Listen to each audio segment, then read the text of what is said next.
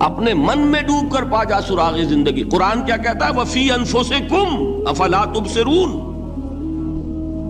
اور تیسری اہم ترین آیات کیا ہے؟ آیات قرآنیہ.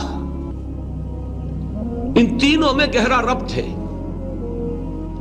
آیات آفاقی، آیات انفسی، آیات قرآنی.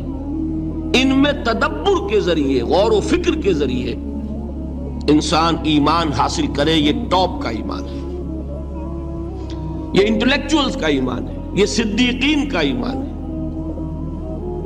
نمبر 2، ایک ایمان ہے عوام کے لیے، اس کے 2 راستے ہیں. نمبر 1، صاحب یقین کی صحبت. جس کے اندر یہ ایمان پیدا ہو چکا ہو، آپ اس کے قریب رہیے. اگر بھٹی کے سامنے بیٹھیں گے حرارت پہنچے گی، اگر آپ برف کی سل کے قریب ہوں گے ٹھنڈ پہنچے گی. صاحب ایمان کی صحبت اختیار کریں گے، ایمان سرایت کرے گا. یہ ہے عوام کے لیے صحبت. کونوا مع الصادقین، ان کی صحبت اختیار کریں. تیسرا ذریعہ ہے جو ہمارے لیے خاص طور پر جو مسلمان پیدا ہوئے. اب ایک بچہ ہے 7 سال کا، آپ نے نماز پڑھنے کی عادت ڈال دی، پڑھ رہا ہے، اگرچہ غیر شعوری عمر سے شروع کر دیا اس نے. روزہ رکھتا ہے، 9 برس کا ہو گیا، روزہ رکھنا شروع کیا. یہ اعمال جو ہیں ان سے بھی ایک یقین پیدا ہوتا ہے.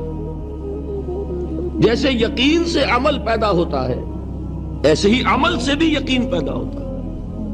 جب مداومت کرتے رہیں گے اس پر تو اس سے بھی ایک یقین کی کیفیت انسان میں پیدا ہو جاتی ہے. سورہ حجرات میں جو بحث آئی ہے اس کے آخر میں یہی ہے کہ اے نبی، یہ بدو جو دعوے دار ہیں ایمان کے، یہ آپ پر احسان دھر رہے ہیں. یمنون علیک ان اسلموا قل لا تمنوا علی اسلامکم بل اللہ یمن علیکم ان ہداکم للایمان ان کنتم صادقین. یہ آپ پر احسان دھر رہے ہیں کہ ایمان لے آیا. نبی ان سے کہیے مجھ پر اپنے ایمان کا کوئی احسان نہ دھرو، اپنے اسلام کا، بلکہ اللہ تم پر احسان دھرتا ہے کہ اس نے تمہیں ایمان کے راستے پر ڈال دیا ہے. جب اسلام پر آ گئے ہو تو عمل کرتے رہو گے. ان تطیعوا اللہ ورسولہ، اگر عمل کرتے رہو گے تو اس عمل کے ذریعے سے بھی تمہارے اندر ایمان پیدا ہو جائے گا. تو یہ 3 راستے ذہن میں رکھیے.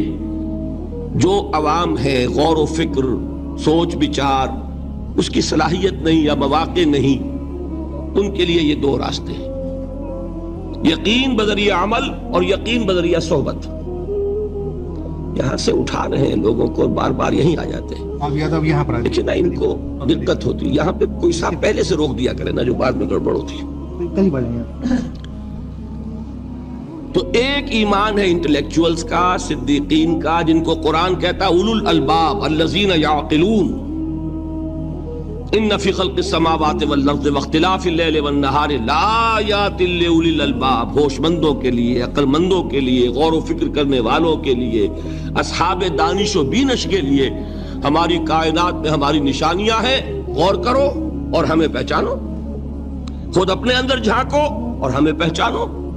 اور ہماری آیات جو ہیں، ہمارے کلام کی، اس کی آیات جو ہیں، ان میں وہ ایمان رچا بسا ہوا ہے. ان پر غور کرو، غوطہ زنی کرو. قرآن میں ہو غوطہ زن ہے مرد مسلمان. یہ ہے ٹاپ کا ایمان، یہ ہے اصل وہ ایمان کہ جو مطلوب ہے.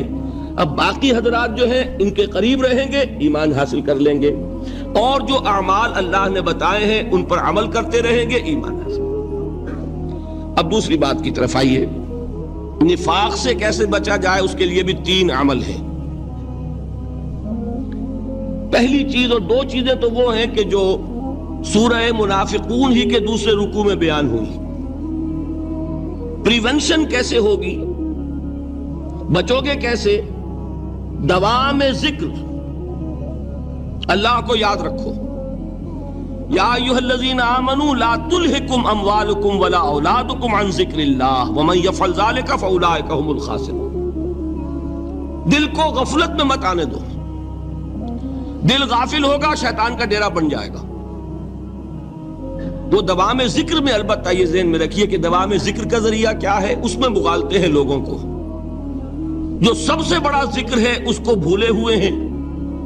اور جو تیسرے چوتھے نمبر کا ذکر ہے اس کو سمجھ بیٹھے ہیں کہ بس یہی ذکر ہے. سب سے بڑا ذکر، مجسم ذکر قرآن ہے. الذکر انا نحن نزلنا الذکر وانا له لحافظون. وہ الذکر کون سا ہے؟ قرآن. اسی کو فرمایا، میں نے وہ آیت سنائی تھی کہ لوگ تنزیہ کہتے تھے، یا ایھا الذی نزل علیہ الذکر انک لمجنون. حضور سے مخاطب ہو کر کہتے ہیں فلاں جس کے اوپر کے اس کے خیال کے مطابق ذکر نازل ہوا ہے، ہم تو تمہیں پاگل سمجھتے ہیں. وہاں بھی لفظ کیا ہے؟ الذکر. تو معلوم کیا ہوا؟ انا انزلنا الیک الذکر لتبین للناس ما نزل الیہم. یہ الذکر ہے. تو اس سے بڑا ذکر کوئی نہیں. تلاوت قرآن، تدبر قرآن، غور و فکر قرآن کا، قرآن کو یاد کرنا. اس پر میرا کتاب چاہے مسلمانوں پر قرآن مجید کے حقوق، اب تو یہاں شاید کوئی کتاب موجود نہیں رہی ہے، بہرحال اگر آپ کو ضرورت ہوتی ہے پاکستان سے منگا لیتے ہیں ہر شے، پڑھیے انشاءاللہ آ جائیں گی چیزیں. نمبر 2 ذکر کیا ہے؟ اقیم الصلاۃ لذکری. نماز کو قائم کرو میری یاد کے لیے. یہ ذریعہ ذکر میں وہ تو ہے ہی مجسم ذکر، اور یہ ذریعہ ذکر میں سب سے اہم ہے. یہ عملی ذکر بھی ہو رہا ہے اور قولی بھی ہو رہا ہے. سورہ فاتحہ پڑھی آپ نے، قرآن شریف کی کچھ آیات پڑھی، پھر رکوع کیا. یہ رکوع جو ہے یہ آپ کا عملی ذکر ہے کہ آپ نے اپنے وجود سے اللہ کی عظمت کو تسلیم کیا. پھر آپ سجدے میں گرے، یہ آپ کا عملی ذکر ہے کہ اپنے وجود سے آپ نے اللہ کی عظمت کو اور تسلیم کیا. تیسری چیز ہے مسنون دعائیں اور مسنون اذکار جو حضور سے ثابت ہو. ہمارے ہاں کیا ہو گیا؟ مجھے فلاں بزرگ نے یہ چیز بتائی ہے، وہ تو پڑھتے چلے جا رہے ہیں. نہ قرآن سے دلچسپی، نہ اذکار مسنونہ سے دلچسپی. ادعیہ معصورہ، آپ غور کریں گے کہ زندگی کے ہر عمل کے لیے حضور کی دعا موجود ہے.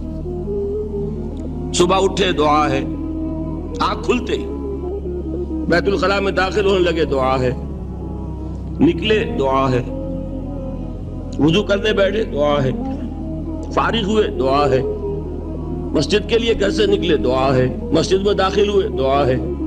مسجد میں تو ہے ہی ذکر، نماز ہے، تلاوت ہے. باہر نکلے دعا ہے، گھر میں داخل ہونے لگے پھر دعا ہے. سواری پر سوار ہو رہے ہیں دعا ہے، اتر رہے ہیں دعا ہے، شیشہ دیکھ رہے ہیں دعا ہے، کپڑے پہن رہے ہیں دعا. زندگی کا کوئی عمل نہیں یہاں تک کہ جو تعلق زن و شو ہے، جس کو کہ خالص حیوانی بات سمجھا جائے گا، اس کے لیے بھی دعا ہے. غفلت میں وہ کام بھی نہیں کرتا.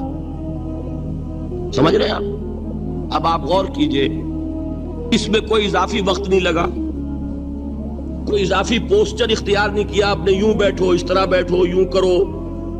کوئی آپ کا وقت اضافی نہیں لگا. جو کام کر رہے ہیں اور آپ اللہ کو یاد کر رہے ہیں، اور وہ اللہ کی یاد اس کام کی مناسبت سے ہے. ان ادعیہ معصورہ سے 2 تعلق جڑ گئے انسان کے. دعا کس سے کر رہے ہیں؟ اللہ سے. جڑا کہ نہیں؟ اور یہ الفاظ کس کے ہیں؟ محمد رسول اللہ کے. تو آپ کے 2 تعلق جڑ گئے. آپ اپنی جی سے گھڑ کر دعا مانگیں گے تو پہلا تعلق تو ہو جائے گا، دوسرا نہیں ہوگا. بہتر سے بہتر دعا مانگ لیں آپ. لیکن حضور سے جو معصور اور مسنون الفاظ جب آپ زبان سے نکالتے ہیں تو آپ کا تعلق اللہ سے بھی ہوا بذریعہ دعا، اور وہ الفاظ چونکہ حضور کے ہیں صلی اللہ علیہ وسلم تو حضور کے ساتھ ہوا.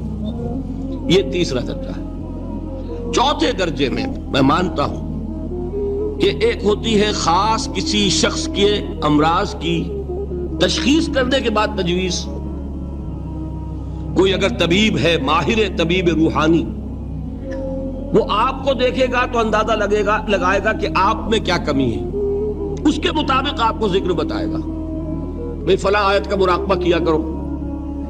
کسی میں بزدلی ہوتی ہے، کسی میں مال کی محبت زیادہ ہوتی ہے، کسی میں توکل کی کمی ہے، کسی میں شہرت کی خواہش ہے، نمایاں ہونے کا جذبہ ہے، کسی میں تکبر ہے. سب کا ایک سا برس تو نہیں ہوتا نا. تو یہ در حقیقت اندھے کی لاٹھی سے نہیں چلنے والی بات.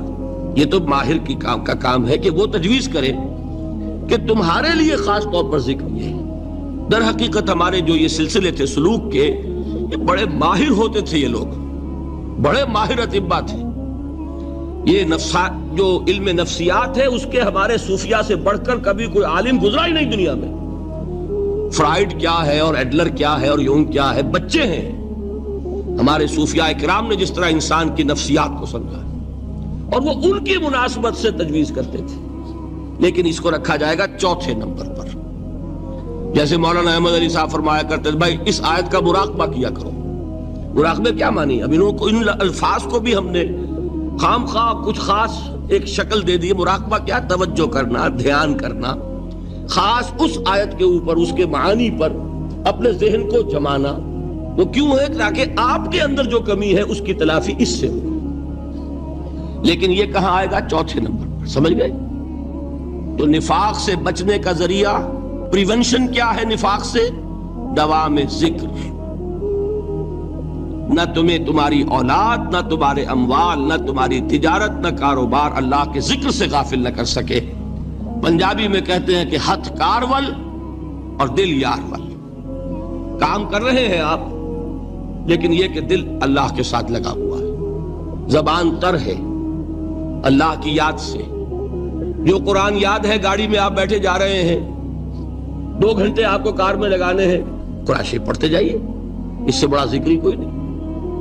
یہ ہے پریونشن. اب اگر مرض ہو جائے تو